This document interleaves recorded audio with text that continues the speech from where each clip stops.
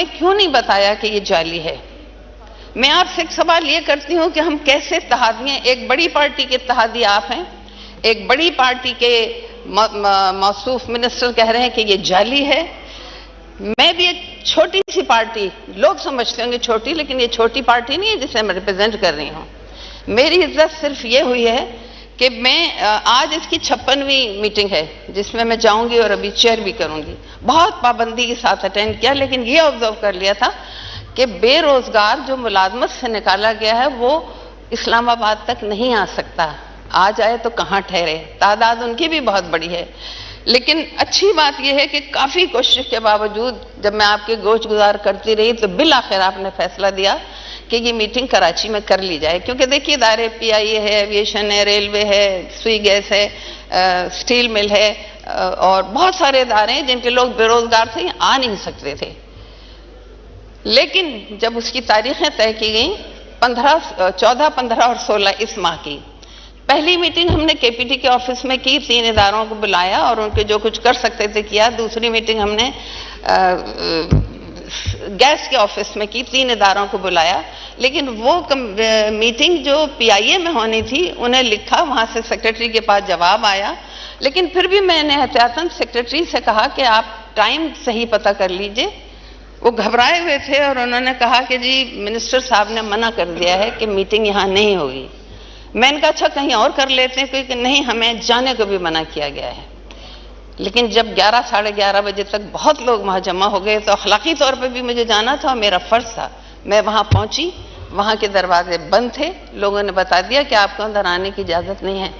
میں ایک چھوٹی سی پارٹی کی نمائندگی کر رہی ہوں، آپ لوگوں کے مطابق یہ پارٹی چھوٹی سی ہوگی، لیکن یہ مڈل کلاس جو اب نیچے کی طرف جا رہی ہے، غریب کلاس جو بے روزگار ہے، میں اس کی نمائندگی کر رہی تھی. میں تو 2 مہینے سے یہاں تقریریں سن رہی تھی پارلیمنٹ کی حرمت قائم کرنے کی. یہ کیسی حرمت تھی؟ میں بھی اتحاد ہوں، آپ بھی اتحادی ہیں، جنہوں نے یہ پابندی لگائی وہ بھی اتحادی ہیں. یہ کس قسم کی پابندی تھی؟ 2500 لوگ تپتی ہوئی دھوپ میں نکل کے آئے ہیں، نواب شاہ سے، سکھر سے، کراچی کے تھے، اور ہدیہ کے بلوچستان کے وہ علاقے جو قریب وہاں سے پڑ رہے تھے وہ بھی آئے اور دھوپ میں تپتے رہے. لیکن میں نے پوری کوشش کی کہ یہ بدنظمی یہاں نہ ہو. ہم تو اتحادی ہیں، لوگ کہیں گے یہ لڑائی ہے یا دوستی ہے، کیا چیز ہے یہ؟ اور 2 بجے کے قریب جا کے میں نے سمجھا کے منتشر کیا. لیکن مجھے آپ جواب دیجئے کہ جس کمیٹی کے احکامات سے 70% لوگوں کی جابیں بحال ہو چکی ہیں، اس صوبے نے کیا قصور کیا ہے؟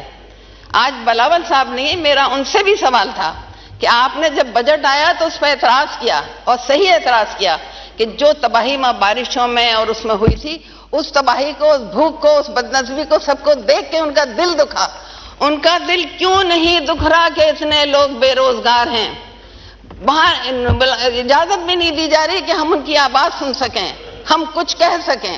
تو آپ مجھے اس بات کا جواب ضرور دیجئے.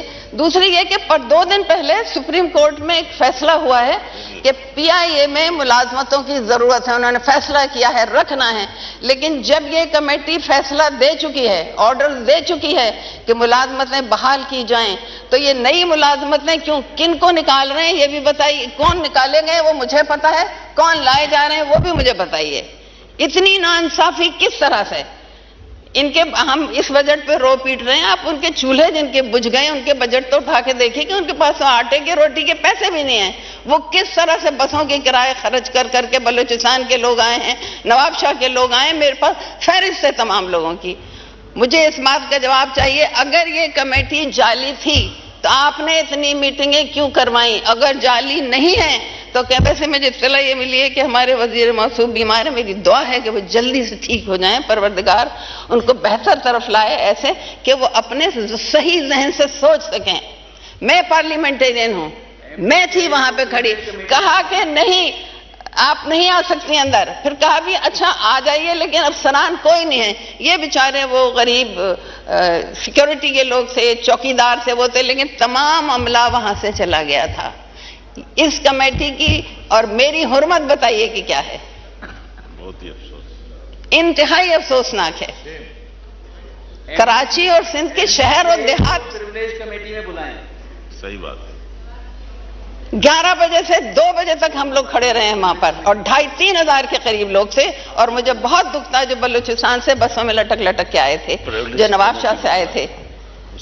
نہیں، پریویلیج کمیٹی میں تو جائیں، میں کہہ رہی جو ہم تقریریں کر رہے تھے کہ اس کی حرمت، پارلیمنٹ کی حرمت، پارلیمنٹیرین کی حرمت، اور یہ کیسی عدالتیں ہیں جو دیکھے بغیر پٹیشن پہ فیصلے کر رہی ہیں کہ وہاں تو جاب میں بحال ہوئی ہیں، آپ فیصلہ کر رہے ہیں کہ یہ 2,500 یا پتہ نہیں کتنے لوگوں کو اپوائنٹ کیا جائے۔ ہم کہاں کھڑے ہوئے ہیں؟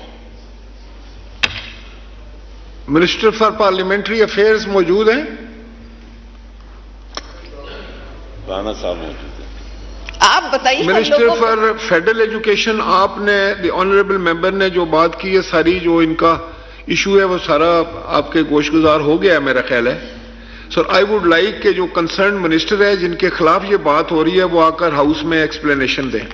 ہاں اچھا، میں نے پھر اپنے کنوینئر سے کہا، خالد مقبول صدیقی نے فون کیا، ان سے ملے جا کے، ان سے کہا کہ نہیں صاحب یہ جعلی کمیٹی ہے اور میں اجازت نہیں دوں گا۔ میں کہاں کھڑی ہوں؟